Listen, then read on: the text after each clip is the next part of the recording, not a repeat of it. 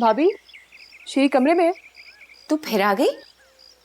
क्यों ना आऊं, मेरी सहेली का घर है। मुझे किसी ने इतना बेइज्जत करके निकाला होता ना, मैं मरती मर जाती, पर उस घर में वापस कदम ना रखती, बल्कि जहर खा के मर ही जाती। अरे भाई तो अपनी बहनों पे गुस्सा करते ही रहते हैं। अब इसका ये मतलब थोड़ी है मैं जहर खा लूं।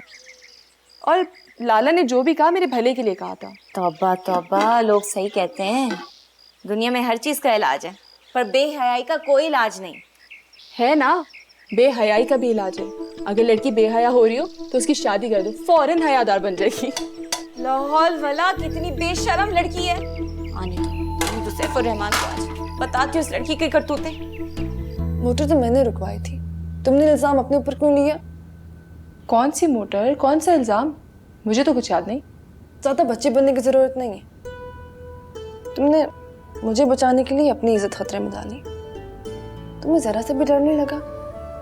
डर तो लगा था, लेकिन ये सोचकर ज्यादा डर गई कि अगर तुम्हारी भाभी के हाथ में ये बात लग जाती तो उसे तुम्हारा जीना हराम कर देना था और उठते बैठते तुम्हें ताने देने थे, और तो और बाहर के लोगों में भी जाके तुम्हारी बुराइयां करेगी।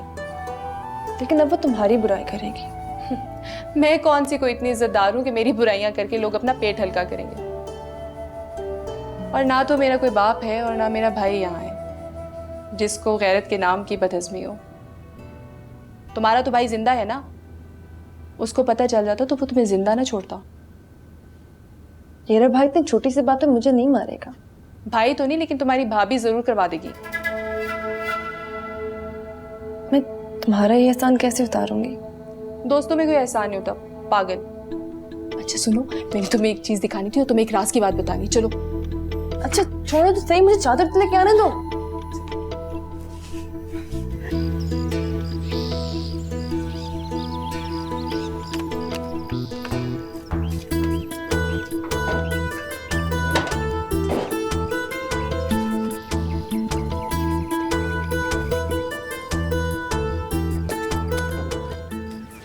ऐसी भी क्या राज की बात है? आहिस्ता बोलो। जल्दी बताओ ना, मुझे बहुत बेचैनी हो रही है। बता रही हूँ ना। आंखें बंद करो। क्यों? करो ना। कुछ शरारत तो नहीं करोगी ना? दूसरी भी बंद करो।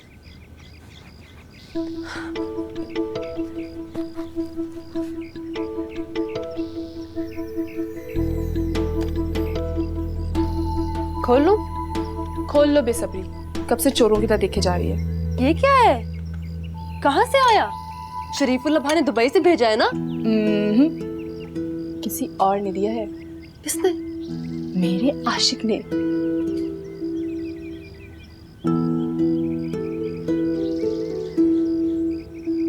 ये क्या है? आहिस्ता। किसका है? खुद ही देख लो। जर्द चेहरा, नमनाक आंखें और मेरा सूखा बदन देखकर खुद ही समझ जाओ कि मैं तुम्हारा आशिक हूँ। अस्सलामु अलैकुम। बादस्सलाम अर्ज़ है कि मैं कोई लुच्चा, लफंगा या बेगैरत नहीं हूँ, सिर्फ तुम्हारे हुस्न का आशिक हूँ। रहमान बाबा ने शायद मेरे लिए ही कहा है कि आशिक हूँ है इश्क से सरोकार मुझे, तेरे हिजर ने कर दिया बीमार मुझे। जब से तुम्हारी आंखों को देखा है मेरी आंखों की नींद उड़ गई है। काश वो दिन जल्द आ जाए कि मुझे तुम्हारे हसीन चेहरे का दीदार हो। अगर तुम्हें मेरी मोहब्बत कबूल है तो सामने बड़े पत्थर के पीछे पड़ा हुआ मेरी मोहब्बत का पहला तोहफा कबूल कर लो। अगर तुमने तोहफा कबूल नहीं किया तो मैं समझ जाऊंगा कि मैं तुम्हें कबूल नहीं। सलाम इश्क मेरी जान, जरा कबूल कर लो, तुम हमसे प्यार करने की जरा सी भूल कर लो। मेरा दिल बेचैन है हम सफर के लिए। ओ सलाम तुम्हारा आशिक। अरे वो क्या कर रही है दीवानी, खुद का मरुंडा बना के रख दिया। तुम पागल तो नहीं हो गई हो? मैं तो नहीं, वो मेरे प्यार में जरूर पागल है कौन ये? अपने गांव का है? अल्लाह जाने कौन है। हमारे गांव का होता तो मैं पहचान लेती, किसी दूसरे गांव का ये जो पहली मुलाकात में तोहफा दे के चला गया। तुम उसे जानते ही नहीं और तोहफा लेकर आ गई। पहली मुलाकात में कौन किसको जानता है, और वैसे भी हमारी तो मुलाकात हुई ही नहीं। वो मेरे सामने खत ऐसे फेंक के भागा जैसे कुत्ता पत्थर खा के भागता है। इस तरह लड़कियों के सामने खत फेंकने वाले कुत्ते ही होते हैं। अब ऐसी भी कोई बात नहीं है, तुम उसे कुत्ता तो मत कहो। अगर कुत्ता होता तो खत में गंदी गंदी बातें लिखता, उसने तो कोई ऐसी बात नहीं लिखी। और लुच्चा और लफंगा होता तो अपने खत में रहमान बाबा की जगह कलंदर जख्मी और करीम चरसी के शेर लिखता। उसने तो कोई गैर इस्लामी बात नहीं की। तुम बहराम खान की बेटी का हाल भूल गई? उसकी तो लाश भी नहीं मिली थी। लाश मिले ना मिले, तोहफा जरूर मिल गया, और साथ में तो कैसे भी है। अब आइंदा उसे मिली ना, हमारी दोस्ती खत्म। वाह भाई वाह, ये कैसा इंसाफ है। खुद गुलिस्तान खान के बेटे का तोहफा पूरी जिंदगी संभाल के रखो तो कुछ नहीं, मुझे कोई तोहफा दे तो दोस्ती खत्म। ये कैसा इंसाफ है।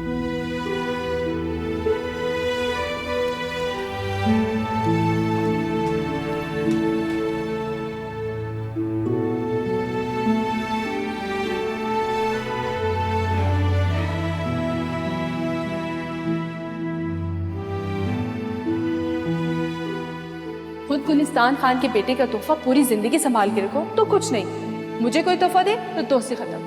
ये कैसा इंसाफ है।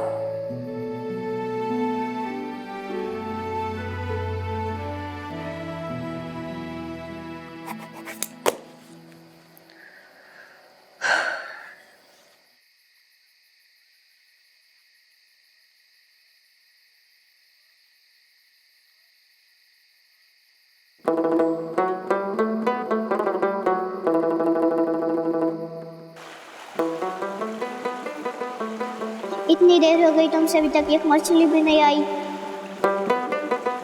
अभी आ जाएगी। वो रही।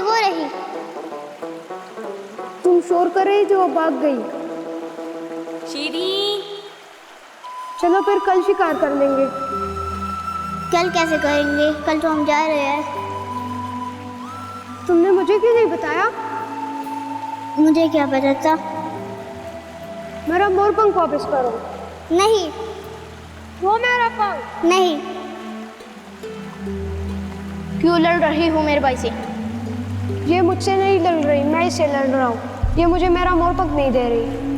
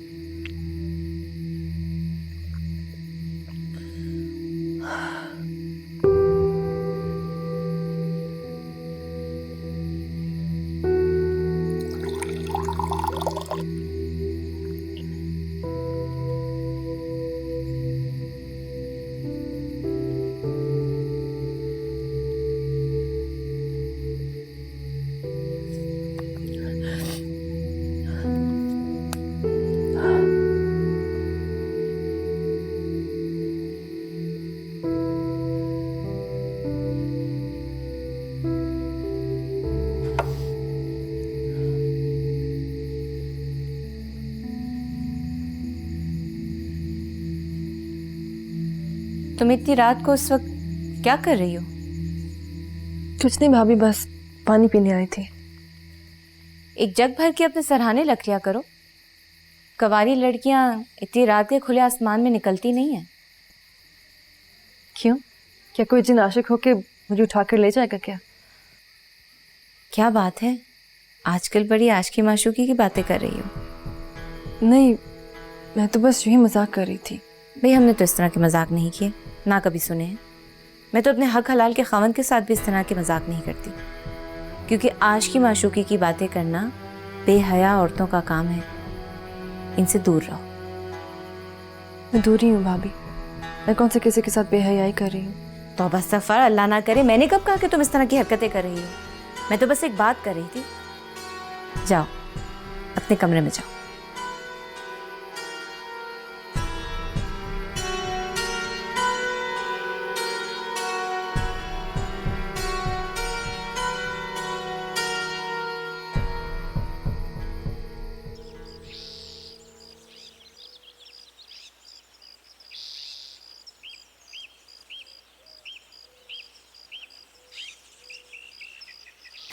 गुलमनाला के 12,40,000 वसूल हो चुके दाजी। अच्छी बात। और खैरुल्लाह की बेटों ने पैसे देने से इनकार कर दिया। वजह बताई? कहते हैं मरने से पहले बाप ने जो रकम ली थी उसका इनको नहीं बताया था। 3 लाख की रकम ली थी ना? जी दादी। वसूली कितने की हुई? मुनाफे में कुल 5 लाख की वसूली हुई है और असल का भी 1 लाख रहता है। इसका मतलब है हमारा घर तो पूरा 1 लाख माफ कर देते हैं। क्यों दाजी? ऐसे ही अगर माफियां देते रहे तो एक दिन माफियां मांग रहे होंगे सबसे। कारोबार में माफी नहीं होती, दरबार में माफी होती है। मैं अकबर बादशाह नहीं हूं जो अपने बाप दादा की रकम इसी तरह माफियों में उड़ा दूं। दादी वो कहते हैं कि अगर कर्जा बाप ने लिया था तो वसूली भी उसी से ले। ये तो खुलेआम बदमाशी है दाजी। मैं लेकर दिखाऊंगा आपको इनसे पैसे। अगर नहीं देंगे तो कत्ल कर दूंगा बेगैरतों को। ये उठ के जरा इसका मुंह सूंघ, देख क्या पी रखा है इसने। सुबह तो दूध पी रहा था दादी, उसी की खुशबू आ रही होगी। दूध पीकर कत्ल करेगा? खबरदार ऐसा कुछ किया था। कम ज़र्फ होते हैं लोग जो पैसों के लिए एक दूसरे को मारते हैं। मुर्दे से क्या वसूली करेंगे दादी? वो तो कर्ज लेके मर गया कम वक्त। मुझे मालूम है कैसे वसूल करने हैं पैसे। मैं करके दिखाऊंगा तुझे। या तोरे को बुलाओ ऊपर से।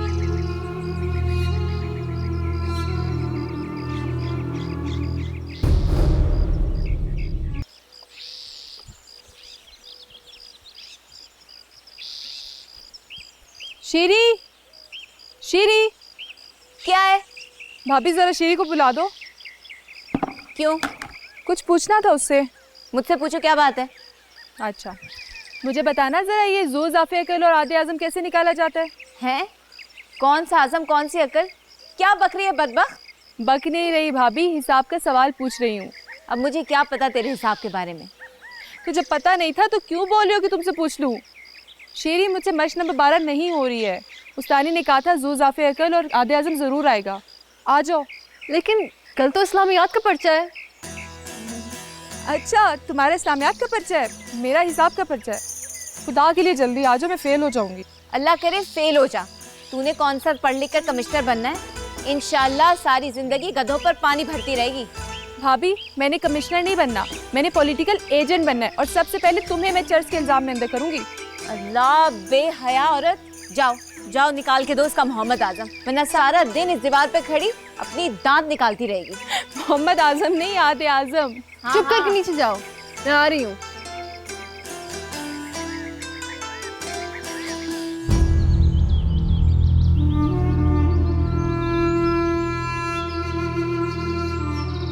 गुलिस्तान खान, कहाँ जाने की तैयारी है?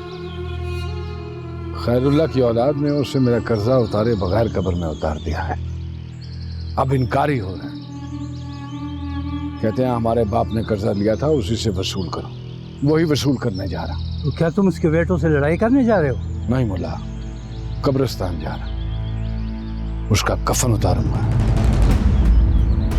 ताकि फरिश्तों को ये पता चल सके कि ये नंगा मेरा मकरूज है।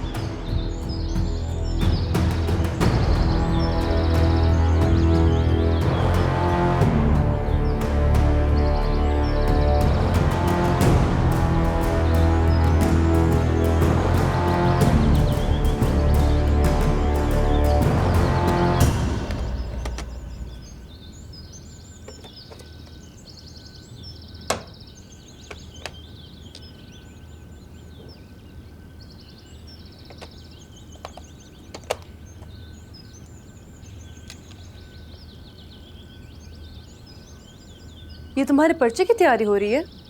बड़ी मुश्किल से सेल बराबर किए हैं। कम वक्त तोहफे के साथ 4 सेल भी दे देता तो क्या जाता उसका। ख्वाम खा इतनी खवारी हुई है। अच्छा, तो इसलिए मुझे बुलाया? नहीं, नफल पढ़ने के लिए बुलाया। दरवाज़ा सही से बंद किया है, कुंडी चढ़ाई है ना? तुम्हारी माँ आ गई, उसे सब पता चल जाएगा। मैं जा रही हूँ। माँ खाला के घर गई है, शाम से पहले नहीं आने वाली।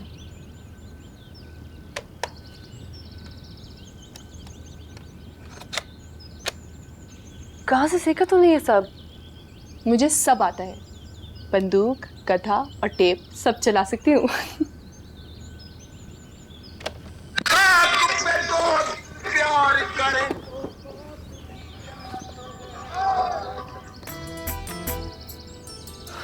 आहिस्ता रखो। आहिस्ते तो है। और आहिस्ते करो, बहस ना करो। आवाज नहीं आ रही। आएगी।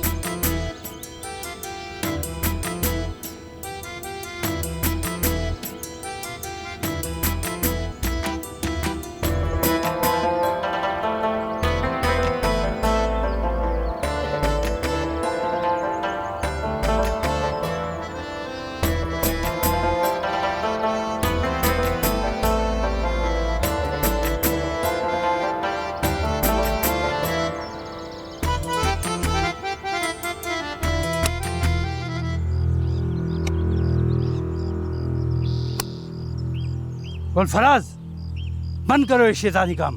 क्या हुआ मुल्ला जी, क्यों चीख रहे हो? उठो, अपने बाप के कफन को बचाओ, वरना तुम्हारे औलादे किसी को मुंह दिखाने के काबिल नहीं रहेगी। जहाँ से गुजरोगे तो लोग कहेंगे गुलफराज जा रहा है, जिसके बाप को गुलिस्तान ने कब्र से निकाल कर कर्जा वसूल कर लिया था।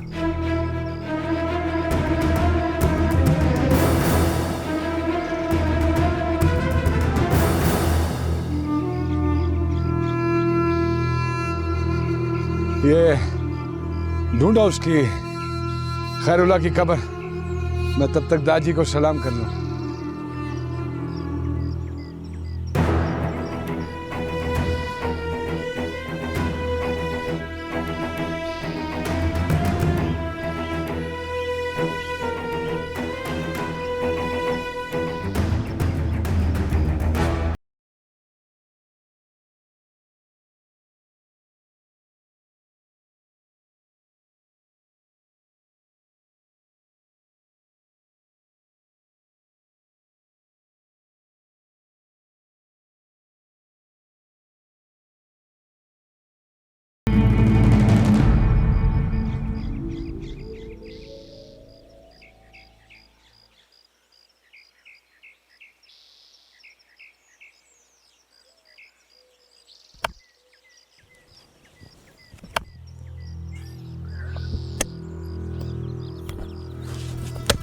गुलिस्तान खान, ये क्या सीना जोरी है? ये सीना जोरी नहीं है, कारोबार है बेटा। हाँ धोरे, कफन नजर आया? राजी अभी तो घड़े भी नजर नहीं आए। तोरा खान, खुदा के लिए रुक जाओ। क्यों रुक जाओ? तुमने खुद ही तो कहा था कि कर्जे की वसूली बाप से कर लो। अब जब वसूली हो रही है तो रोक क्यों रहे हो? शाबाश तोरे, जल्दी जमात पे भी पहुंचना है। बोला कितने बजे नमाज खड़ी होगी? 5 बजे। गुलिस्तान खान, 15 दिन के अंदर अंदर आपकी सारी रकम मिल जाएगी, लेकिन मेरे बाप की बेइज्जती तो ना करो। बेइज्जती तो तुमने की है सफीउल्लाह की, बगैर रकम दिए वापस क्यों भेजा उसे? गलती हो गई है गुलिस्तान खान, मैं मुल्ला जी को गवाह बना कर कहता हूँ कि 15 दिन के अंदर रकम भी दूंगा और माफ़ी भी मांगूंगा। चलो फिर सफीउल्लाह खड़ा है, माफी मांगो उससे। सफीउल्लाह भाई माफ़ कर दो, मुझसे गलती हो गई है। कितनी रकम है इसके बाप की तरफ सफीउल्लाह? दादी 1 लाख रुपया। 1 लाख।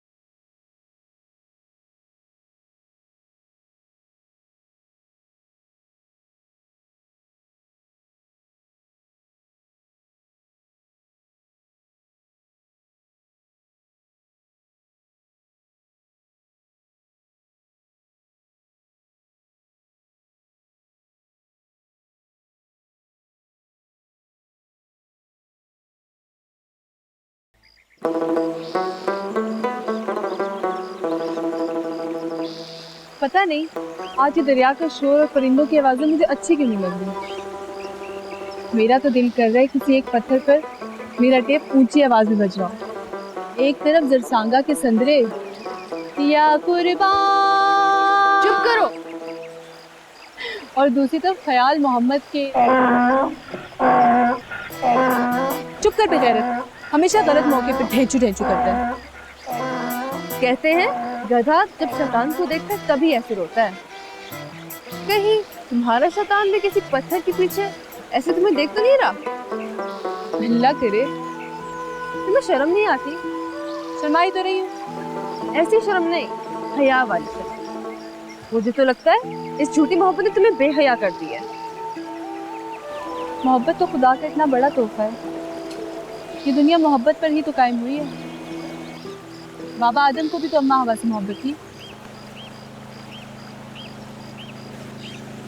मत देखो इधर उधर, सारी औरतों को शक हो जाएगा। क्यों अपने पर बातें करवाना चाह रही हो? वही है, चलो चलो इन सबसे पहले निकलते हैं, इससे पहले कि इनको शक हो जाए। वो छोटी पहाड़ी के पीछे मुझे ढूंढ लेगा। तुम अपनी साथ साथ मुझे भी मरवाओगी। चुप करके बैठी रहो। नहीं बैठ सकती ना, अगर वो इधर आ गया तो इन सबको पता चल जाएगा। उसका दिमाग खराब है जो औरतों के वक्त पे यहाँ पे आएगा।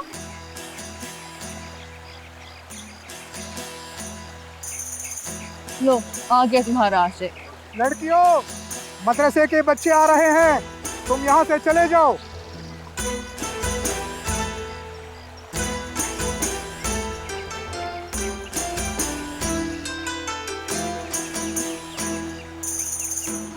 अब बोलना बेगैरत, पहले तो बड़ा ढेंचू ढेंचू कर रहा था, इस शैतान को देखते ही चुप कर गया। चलो चलो चलो चलो चलो, मत देखो पीछे, फिर चलो। मेरा दिल कह रहा है कि मेरा महबूब मुझसे मिलने ज़रूर आएगा और मुझे अपनी बाइक पे बिठाकर अच्छे अच्छे नगमे गाते हुए दूर ले जाएगा। नगमे? कौन से नगमे? मोहब्बत के नगमे।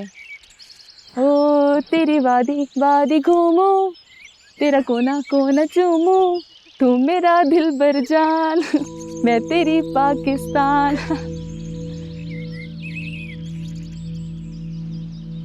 वाह रे, झूठ मत बोलो। कसम खुदा की।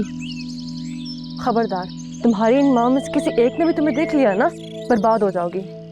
चलती रहो। तू इनको कहना कि वो दरिया पर ही है। पागल मत बनो। दरिया पर मुल्ला जी और उनके सारे ताले मौजूद हैं। अगर उस तरफ कोई भी आ गया तो चुप करके चलती रहो।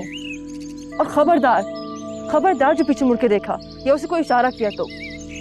इस मुल्ला को भी अभी आना था। वो आ रहे, तुम आगे हो जाओ, वो आ रहे, आगे जाओ।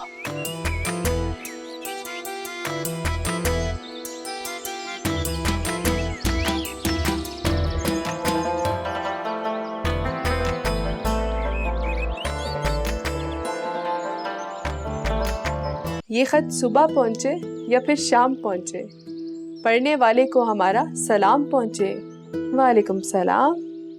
सलाम के बाद अर्ज है कि मैं ठीक हूँ और तुम्हारी खैरियत नेक मतलूब है। कल इशा की नमाज पढ़ने के बाद मस्जिद में 2 मिनट के लिए मेरी आंख लग गई। ख्वाब में क्या देखता हूँ कि मैं तुम्हें अपनी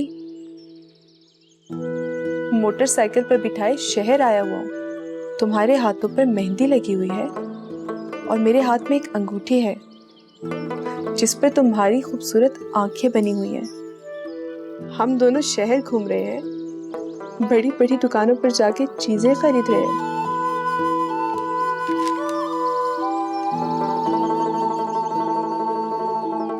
आगे पढ़ो। तुम ही पढ़ लो, मैं तो इस वक्त शहर में हूँ। फिर अचानक मेरी आंख खुल गई और मैंने मस्जिद के पेश इमाम साहब से इसकी ताबीर पूछी। उन्होंने कहा कि शायद बहुत जल्दी मेरी किसी बहुत खूबसूरत आंखों वाली से शादी होने वाली है। इंशाल्लाह। पढ़ो ना।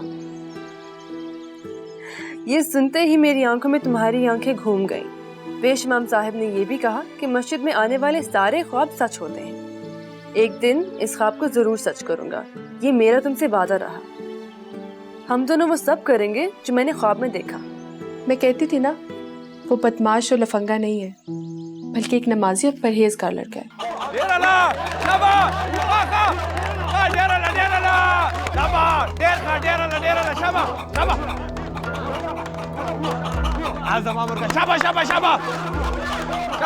गौहर खान, कभी मस्जिद में अल्लाह को सजदा भी किया करो। अपना भी वक्त फजूल बर्बाद करते हो और दूसरों का भी वक्त जाया करते हो। चलो सब, जमात का वक्त हो गया है। और कोई जाके मौलवी को मस्जिद में छोड़ कर आओ। शाबाश।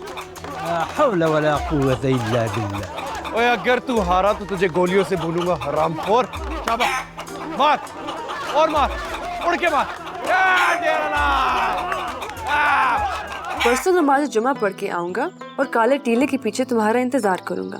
अगर तुम नहीं आए तो समझ जाऊंगा कि तुमने मेरी मोहब्बत कबूल नहीं की और मैं तुम्हारा तोहफा वहीं रख के हमेशा के लिए चला जाऊंगा। सलाम, तुम्हारा मुंतज़िर। ये तो पूरा पागल हो गया मेरे प्यार में। या अल्लाह तेरा शुक्र है कि कोई मुझे भी पसंद करता है। मुझे तो ये सब धोखा लगता है, मोहब्बत का धोखा। वो धोखेबाज होता तो अपनी जान खतरे में डाल के मुझसे मिलने नहीं आता। वो अपनी नहीं तुम्हारी जान खतरे में डाल रहा है। खुदा न खास्ता किसी को पता चल गया या किसी ने देख लिया तो वो तो भाग जाएगा मोटरसाइकिल पे, तुम मारी जाओगी। काले टीले की तरफ किसी का कुत्ता भी नहीं आता। आदमी तो दूर की बात है, उसने बहुत ही महफूज जगह चुनी है हमारी मुलाकात के लिए। तुम एक खैर आदमी से अकेले कैसे मिल सकती हो? क्यों मौत की तरफ भागने की कोशिश कर रही हो? माँ बता रही थी कि भाई से उसके दोस्त ने मेरा हाथ मांगा है। और तुम जानती हो वो कितने साल का है? 50 साल का।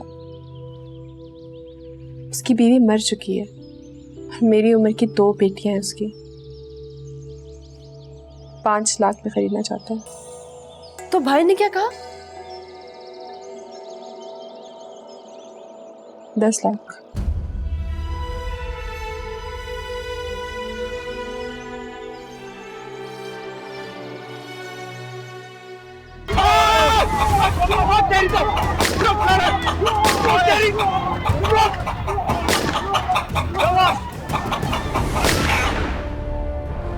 लग गई बेगैरत को। ओए, जल्दी से छुरी लाओ और हलाल करो इस हरामखोर को। जब लड़की तुम्हारा तोहफा कबूल कर ले तो समझ जाओ कि वो तुम्हें अपने घर ले गई है। तोहफा तो उसने कबूल कर लिया, अब वक्त आने पर मैं तोहफे की कीमत भी वसूल कर लूंगा। पर है कौन? नाम क्या है? मुझे क्या पता कौन है, मुझे उसके नाम से नहीं अपने काम से गर्ज है। वो तो ठीक है, लेकिन शक्ल देखी है कैसी है? इस मुलाकात पर देखूंगा। वैसे उसकी एड़ियां बहुत साफ, जिस लड़की की एड़ियां साफ हों तो समझ आओ कि शक्ल भी साफ होगी। वाह गौर खान, तुम्हारे तजुर्बे। बंदा तुम्हारे साथ बैठ के बहुत कुछ सीख जाता है। दुआ करो मेरा इल्म सलामत रहे। उस्ताद, कुछ सुनाओगे भी या सारी रात तारे ही कसते रहोगे? हाँ जी, कर रहा हूँ खान जी। वैसे गौहर खान, तुम्हें डर नहीं लगता? किस बात का? एक दूसरे गांव में जाके लड़की ढूंढना ऐसा ही है जैसे अपनी मौत को दावत देना। अगर किसी को पता चल गया तो क्या होगा? कुछ नहीं होगा। आधा बांडा कमर मेरे बाप के कर्जों तले दबा है। किसी को पता चल भी गया तो आंखें बंद करके गुजर जाएगा। और अगर किसी ने आंखें बंद ना की तो फिर मेरी आंखें बंद हो जाएंगी, मारा जाऊंगा। इंसान जब ऐसे काम करने के शौक रखता है तो फिर मारे जाने का भी हौसला रखना चाहिए। मुझे तो लगता है मेरी माँ ने मुझे बचपन में दूध नहीं, हौसला पिलाया, हौसला। उस्ताद शुरू करते हो या मैं कुछ और शुरू करूं?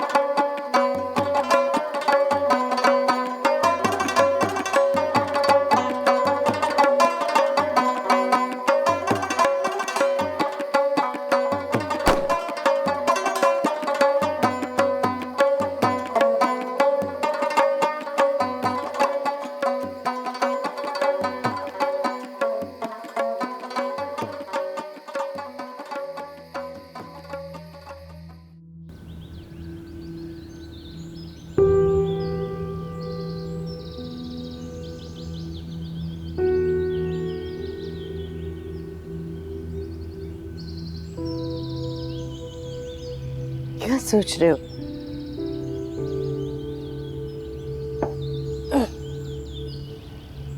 भाभी के बारे में सोच रहा हूँ। लाला इसका बिल्कुल ख्याल नहीं रखता। नहीं नहीं, सफीउल्लाह तो इसका बहुत ख्याल रखता है। ये कुछ बीमार है बेचारा। बचपन में इसको काला यरकान हुआ था ना, उसी का असर। अरे ये सब कहने की बातें हैं, अभी ठीक नहीं है, बिल्कुल ठीक नहीं है। नहीं नहीं, हकीम भी यही कहता है, कोई और बीमारी नहीं है। एक दो दिन में मस्तान बाबा के बाजार पे भी ले जाऊंगी। मुझे लगता है किसी ने काला जादू भी किया है इसमें। ना इस पे काला जादू है ना काला यरकान। इसकी तबीयत ठीक नहीं है। अरे लाला से क्यों नहीं कहती इसको शहर ले जा के किसी अच्छे डॉक्टर से चेकअप करवा ले इसका। तो क्या हुआ? डॉक्टर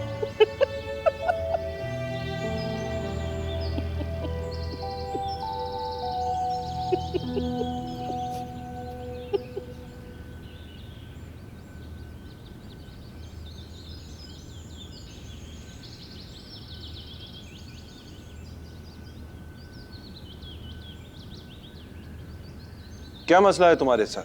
मेरे साथ? हाँ तुम्हारे साथ। तुम लाला से कह के किसी अच्छे डॉक्टर से जाके इलाज क्यों नहीं करवा लेती? किस चीज़ का इलाज? मैं तो बिल्कुल ठीक हूँ। 2 दिन से बुखार है, इस वजह से थोड़ी सी कमजोरी हो रही है।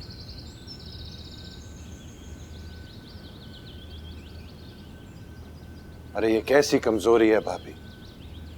नमाज तो तुमसे ठीक तरह से पढ़ी नहीं जाती। 5 मिनट की नमाज तुमने आधे घंटे में पढ़ी है। रुकू में जाती हो तो फिर सजदे में नहीं जाया जाता, सजदे में जाती हो तो फिर वहां से उठा नहीं जाता। ये क्या है? तुम बेवकूफ हो। मैं हमेशा से इसी तरह नमाज पढ़ती हूँ। बेवकूफ मैं नहीं, बेवकूफ तुम हो। तुम लाला से बात करो वरना फिर मैं करूंगा। क्या बात? यही कि वो तुम्हें शहर लेके आए मेरे पास। मैं तुम्हारे किसी अच्छी डॉक्टर के साथ अपॉइंटमेंट करवा के चेकअप करवाऊंगा। आखिर पता तो चले मसला क्या है। मेरी तो न जिस्म में हिम्मत है और न जुबान में। तुम अपने लाला से खुद ही बात कर लो। और हाँ, मेरा नाम मत लेना वरना वो बहुत नाराज होगा। तुम तो शहर चले जाओगे, अजाब में मैं आ जाऊंगी। मैं तुम्हारे लिए चाय बनाती हूँ।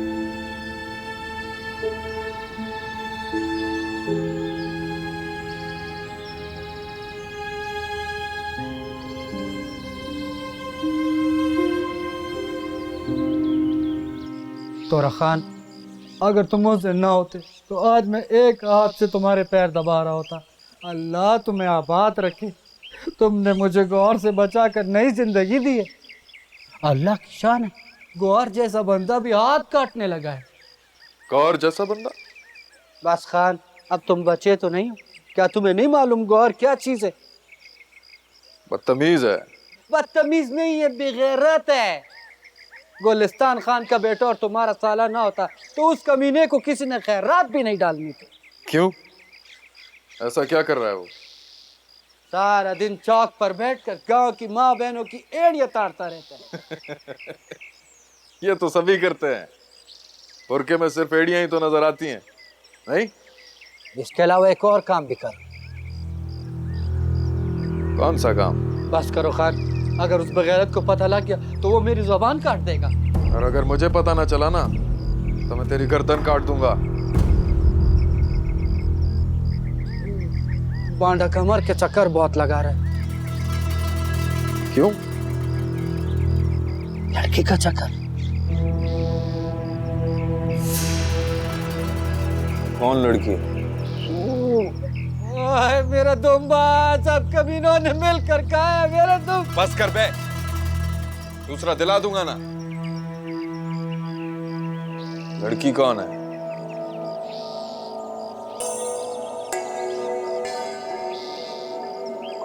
ये तो पता करना पड़ेगा। तो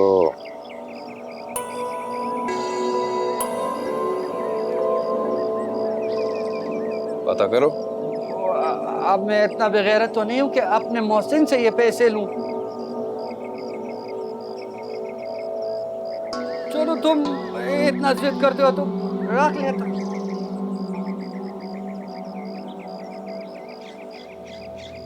पैर ला खान।